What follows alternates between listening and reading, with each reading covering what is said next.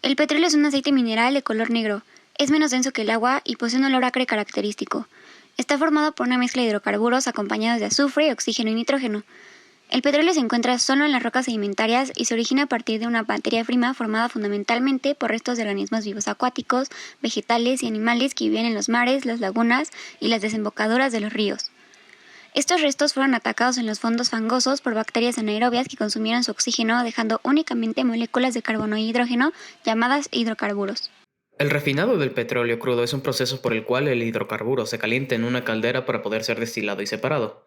Y después, es gracias a esto que se pueden realizar diversos derivados del petróleo que se encuentran en nuestro día a día. Procederemos a explicar algunas de las características de los componentes que forman el petróleo. El hidrógeno cuenta con una configuración electrónica 1s1.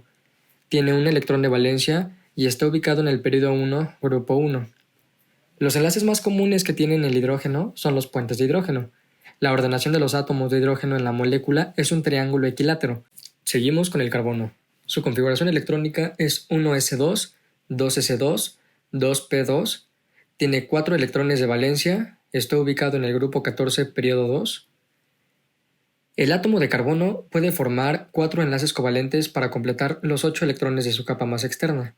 Como el átomo central de carbono presenta 4 nubes electrónicas, como se muestra en la estructura de Lewis, la geometría molecular con respecto al átomo de carbono es tetraédrica.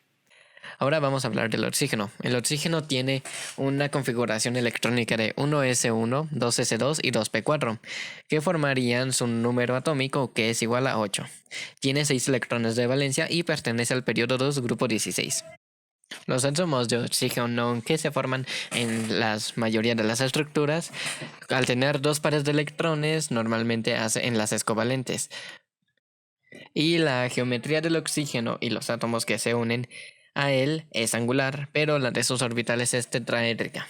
Vamos a hablar ahora sobre la polaridad del petróleo. En este caso podemos hacer referencia a la parafina y el asfaltílico. Primero, con la parafina, es el nombre común de un grupo de hidrocarburos alcanos y es una sustancia no polar debido a su electronegatividad y su diferencia de polos. El asfaltílico, en cambio, que es un material viscoso y pegajoso de color gris, que es un material no polar y se ubica en la interfase del agua y el asfalto. Solubilidad. El carbono, es un sólido insoluble en agua, pero soluble en solventes orgánicos, tales como el tetracloruro de carbono. Se presenta de forma natural o artificial. Asimismo, el carbono tiene 2 formas alotrópicas. Respecto al hidrógeno, también es insoluble en el agua, pero en cambio, este puede disolverse en diversos metales, lo cual lo hace un elemento indispensable en la metalurgia. Respecto al oxígeno, la solubilidad del oxígeno en agua dulce varía entre 14.6 miligramos por litro hasta aproximadamente 7 miligramos por litro. Ahora hablaremos del estado de agregación. El carbono suele estar en un estado de agregación sólido, el hidrógeno gaseoso es insípido e incoloro, el nitrógeno también suele estar en un estado gaseoso, recibe el nombre del gas diatomámico o molecular, el oxígeno también es gaseoso y el azufre tiende a estar sólido. Ahora, si hablamos de viscosidad, el carbono tiene de viscosidad un 0.000148 pois.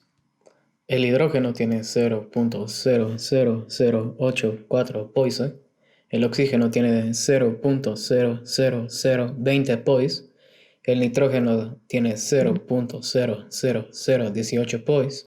El carbono tiene un punto de ebullición extremadamente alto, de 4827 grados centígrados. El hidrógeno, en cambio, es un punto de ebullición muy bajo, de menos 253 grados centígrados. El nitrógeno no se queda atrás con unos menos 195.8 grados centígrados y el oxígeno casi lo iguala con sus menos 183 grados centígrados. Finalmente, lo que es volatilidad son compuestos orgánicos que se evaporan rápidamente a la atmósfera. Es una propiedad que da lugar tanto a la contaminación atmosférica como a importantes riesgos de la salud.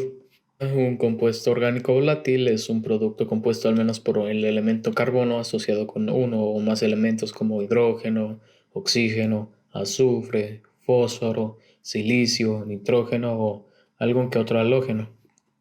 Ahora regresemos con el componente principal, el petróleo. Algunos derivados del petróleo son la gasolina, utilizada como principal fuente de energía en los vehículos de combustión interna, los gasóleos, mejor conocidos como diésel, que son utilizados por los camiones grandes como energía para funcionar, el fuelóleo, que es utilizado como combustible de plantas de energía eléctrica, buques y embarcaciones marítimas. Remontémonos al 2014 y analicemos el derrame dentro del río San Juan, ubicado en Cadereyta, Jiménez, Nuevo León, provocado por Petróleos Mexicanos, Pemex, en donde se derramaron más de 4.000 barriles de crudo, aproximadamente 636.000 litros. Un hidrocarburo es un compuesto químico formado por carbono e hidrógeno, donde el carbono puede formar cadenas carbonadas a través de enlaces covalentes carbono-carbono y carbono-hidrógeno. Los hidrocarburos son apolares y por eso hay fuerzas de dispersión en él. La viscosidad del petróleo convencional puede oscilar entre una centipoise, mientras que la densidad relativa en kilogramos sobre metro cúbico a 15 grados centígrados es de 800 a 980.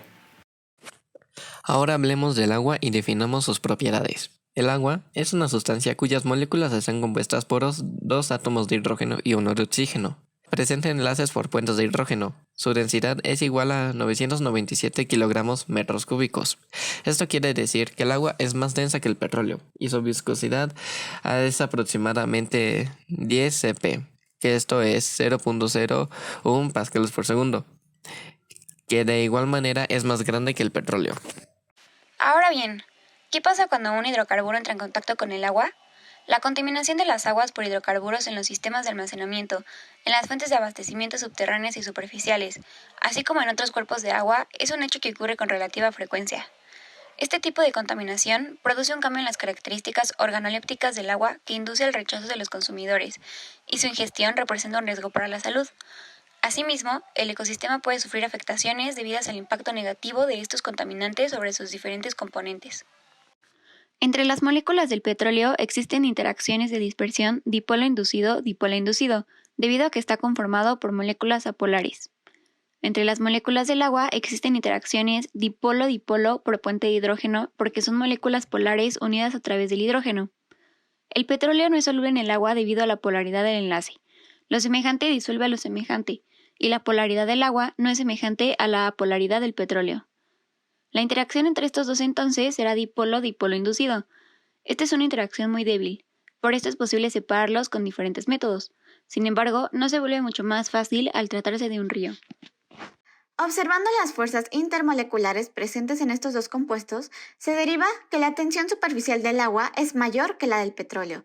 Esto quiere decir que el agua atraerá menos moléculas de la superficie y recordemos que los líquidos con alta tensión superficial no se ven atraídos por otros materiales con los que están en contacto. Esto nos ayuda a justificar que estos dos compuestos puedan ser separados. Y entonces, ¿cuáles son las alternativas de solución para el caso planteado? La manera tradicional de extraer o recuperar el petróleo es mediante bombeo con agua, lo cual representa una pérdida considerable de agua. Existen otras maneras, por ejemplo, la decantación, mediante la cual podríamos separar el agua de crudo gracias a la densidad del mismo. Debido a que el aceite es menos denso que el agua, flota en la superficie del agua, por lo que es posible decantar el agua para separarla del petróleo. Sin embargo, este método es muy poco eficiente, así como tardado, y considerando las grandes extensiones de cuerpo de agua en el cual tendría que quitarse el agua para decantarla, es algo prácticamente imposible. Ya que vimos que las opciones anteriores son poco viables, consideremos una nueva. Para este nuevo método vamos a colocar barreras de contención y barreras absorbentes. Si el hidrocarburo derramado se ha acumulado en algún sector del río, se utilizará material absorbente para evitar que nuevas áreas sean contaminadas. Por medio de barreras de contención, dependiendo de la corriente que lleve el agua, se deberá colocar diferentes tipos de barreras de contención, de tal manera que el petróleo no pueda infiltrarse por debajo de la barrera. Las desnatadoras son como palas que recogen el aceite y el agua de la superficie. Máquinas especiales centrifugan la mezcla de agua y aceite recolectada para separar estos dos líquidos. Si el petróleo no se puede contener con barreras, tal vez las olas estén agitadas y haya extendido la mancha de petróleo a gran distancia. Se podría rociar dispersante sobre el derrame de un petróleo desde un avión y el detergente funcionaría de manera similar a un dispersante químico. Un extremo del ion grande, del dispersante o detergente, es atraído al agua, que es una molécula polar, mientras que el resto no lo es. Los extremos no polares del dispersante apuntan hacia moléculas de aceite, mientras que las puntas polares apuntan hacia moléculas de agua. Cuando se junta una cantidad suficiente de estos iones aceite y agua, los iones se empujan hacia una dispersión en forma de esfera, llamada micela, que contiene pequeñas gotas de aceite en el interior y está rodeada de moléculas de agua en el exterior. Estas gotas más pequeñas de aceite son más fáciles de consumir por los microorganismos y distribuyen el daño a una gran distancia para que el daño no se concentre en un solo lugar. Por último, hablaremos de otra opción, que serían los tapetes absorbentes. Debido a que tanto el polipropileno como el petróleo son apolares, pueden ser empujados juntos por moléculas polares como el agua. Los tapetes absorbentes de polipropileno tienen muchas fibras pequeñas, de modo que hay muchos lugares para que el petróleo sea absorbido por el tapete. Se produce una reacción química que retiene el aceite en la alfombra. A pesar de que tenemos algunas alternativas para poder solucionar los derrames de petróleo, se debe apostar antes que nada a la prevención. Es más fácil evitar que se den los derrames a tener que corregirlos ya que se dieron. Aunque suene drástico, la mejor manera de prevenirlo es ir apostando más a utilizar energías limpias, buscar alternativas a los plásticos existentes y conseguir que el mundo se vuelva más sustentable. Los principales damnificados de los derrames de petróleo son la fauna y la flora del lugar. Los peces se envenenan al consumir presas con crudo y toda la cadena trófica queda afectada, pudiendo afectar incluso al ser humano. Además, los hidrocarburos destruyen los huevos o producen crías con malformaciones. Los moluscos bivalvos, en especial los que viven aferrados a las rocas, mueren por sofocación debido a la capa de petróleo. Estas manchas además obstruyen el paso de la luz, por lo que no permite la fotosíntesis de las algas, alterando de forma importante el ecosistema submarino. Las aves y mamíferos marinos se impregnan de petróleo y acaban muriendo, ya sea por intoxicación o bien por hipotermia al quedar dañada la capa que los protege del frío. Recordemos que hay ecosistemas que se pueden recuperar de una manera más rápida debido a que son más dinámicos. Pero si hablamos de ecosistemas de fondos marinos o zonas costeras, en algunos de sus casos su recuperación puede demorar hasta casi un siglo. Lo normal es que si el vertido no es enorme, el ecosistema se recupere en 10 a 20 años, pero si el vertido penetra el sustrato marino, la arena y el fango, tardará más en descomponerse y en recuperarse. Con esto hemos visto las consecuencias que puede dejar los derrames de crudo en el medio ambiente, y actualmente son miles de litros que se derraman en cuerpos de agua anualmente. Este video es solo una pequeña parte de todo lo que puede ocasionar. Hay que hacernos conscientes de la gravedad de temas como este y de la atención que se les debería dar. Estos errores no pueden seguir sucediendo. No solo se trata de corregir nuestras caídas, sino de prevenirlas. No solo nos estamos afectando a nosotros mismos, sino también a todas las especies que se alimentan de dicho río y a todos los ciclos naturales del agua. Tenemos que prepararnos mejor y tomar en cuenta que debe existir un equilibrio entre nuestras acciones y maneras de producción y el daño que se le está provocando a la Tierra. Considero que en la avenida de carreras de computación podemos comenzar a pensar no solamente en tecnología e innovación, sino también en mejorar la calidad de nuestros proyectos y en prestarle la atención debida a todo aquello que podamos perfeccionar. En este caso, inventar maneras más eficientes y con menos riesgos de transportar el petróleo que pueda contaminar los ríos y deteriorar la calidad de vida de cualquier ser abiótico que dependa de ellos. Ya vimos a lo largo de nuestro video de presentación los efectos del petróleo, su derramamiento, sus derivados, gasolina, etcétera, etcétera, etcétera. Sabemos lo que pasa cuando ese entra en contacto con el agua y con lugares que no debería estar en contacto. Básicamente podemos resumir todas las consecuencias negativas de que el petróleo entra en contacto con algo que no debería en muerte, caos y destrucción. Pues algo muy, muy simple si lo vemos a cómo están las cosas ahorita. Es nuestra responsabilidad como seres humanos, la siguiente generación, prevenir estos errores, que no vuelvan a suceder y si suceden, limpiarlos de la manera más rápida, efectiva y mejor posible. Y bueno, tomando en cuenta todos los aspectos previos que se tomaron en cuenta para hacer este video, existen muchos métodos de separación cuando un hidrocarburo hace contacto con el agua y tenemos muy bien en cuenta las consecuencias que esto puede provocar a corto o largo plazo. Pero también tenemos que tomar mucha conciencia en cómo hacer que estas cosas no ocurran. Tenemos que tomar buenas decisiones porque desafortunadamente si seguimos así, si seguimos contaminando el medio ambiente y contaminando ríos, lagos, mares con hidrocarburos, desafortunadamente el calentamiento global va a sufrir más, nosotros vamos a sufrir más. Tenemos que tomar buenas decisiones y sobre todo pues ver cuál es la solución más efectiva o la más eficaz para poder prevenir este tipo de situaciones.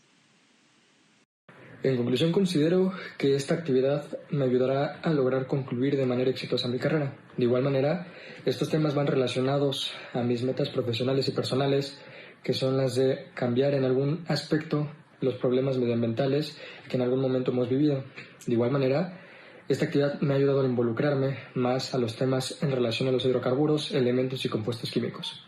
La reflexión que yo hice al realizar este reto con mis compañeros fue que debemos de darle más importancia a la prevención que a la corrección, ya que con el ejemplo del derrame del petróleo nos damos cuenta de que esto contamina gran cantidad de agua, que esto no hubiera pasado si tuviéramos una cultura de prevención. Mi carrera no se enfoca en la resolución de estos problemas. Sin embargo, yo considero que es importante tener un conocimiento de química para poder comprender lo que sucede a nivel molecular para poder resolver o prevenir este tipo de casos. En conclusión, cuando se produce un derrame de petróleo, este afecta el ecosistema, afectando la flora y la fauna del lugar. Esto pasa debido a los componentes que tiene el petróleo. Existen maneras de limpiarlo, como vimos en el proyecto, sin embargo, no creo que sea lo más óptimo. ¿Por qué? Es como cuando tú te rompes un brazo. Te vas a que te lo curan, pero pues no va a quedar como antes, ¿no? Siempre va a haber algo ahí que te diga, no, pues no es como antes. Pues lo mismo pasa con un ecosistema. Pasa que la flora y la fauna que se vio afectada por el derrame de petróleo ya no se va a poder recuperar. Por eso siento que es mejor ponerle más atención a la prevención de los derrames en vez de a la solución de estos derrames, ya que pues si nunca pasa un derrame, el ecosistema va a seguir su flujo natural y pues va a ser mejor para el planeta. El petróleo actualmente es un elemento muy necesario, puesto que forma parte de varios de los componentes que usamos en nuestro día a día, entre ellos la gasolina, los toppers, plásticos, etc. Si no buscamos una forma más sustentable de poder realizar los mismos productos de una forma que no dañemos al medio ambiente, no vamos a poder detener estos derrames de petróleo, puesto que la mejor forma para afrontarlo es la prevención. Y la prevención sería en este caso tratar de sustituir el petróleo por algún otro componente que pueda ser de igual utilidad y que pueda ser menos dañino para el medio ambiente y así como para los cuerpos de agua y la tierra. Si bien es cierto que existen formas para poder separar el agua del petróleo como lo vimos en este video, no todas las formas son 100% efectivas y se deja un daño en el agua que puede tardar hasta 10 años en solucionarse. Por eso mismo creemos que la mejor forma de arreglar el problema es prevenirlo, antes que tener que arreglarlo en sí. En caso de que no sea posible la prevención y tengamos que ir directamente a la solución, creemos que el método químico es uno de los mejores, puesto que puede llegar a ser incluso más eficiente que los métodos de barrera que se fueron expuestos el día de hoy. Así que como pudimos ver, la química es fundamental para resolver problemas como este y creemos que es la mejor opción. Por el momento es todo de mi parte y les agradecemos su atención al video. Que tengan buen día.